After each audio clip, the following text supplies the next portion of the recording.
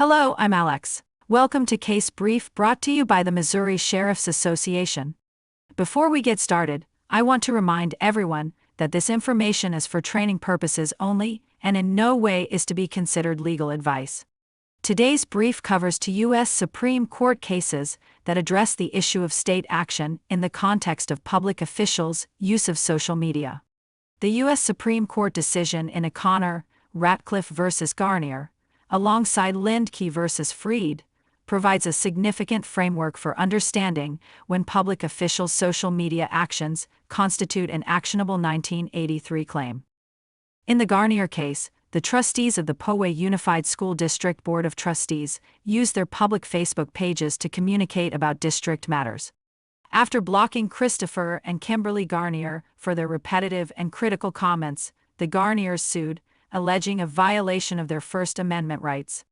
The Ninth Circuit found state action, emphasizing the close nexus between the trustees' use of social media and their official duties, noting that the pages were used to communicate official policy and solicit public feedback.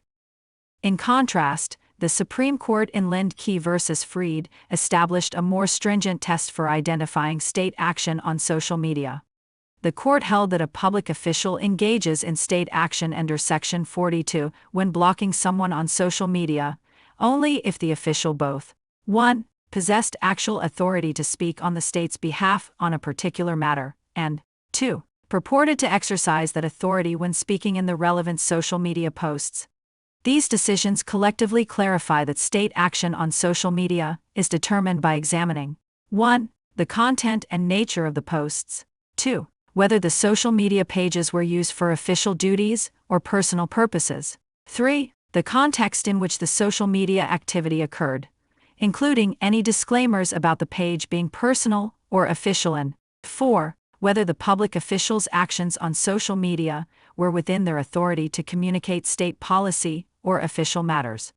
The overall implication of these decisions is that public officials must now be more cautious when using social media to ensure they do not infringe upon constitutional rights by acting in a capacity that can be construed as state action.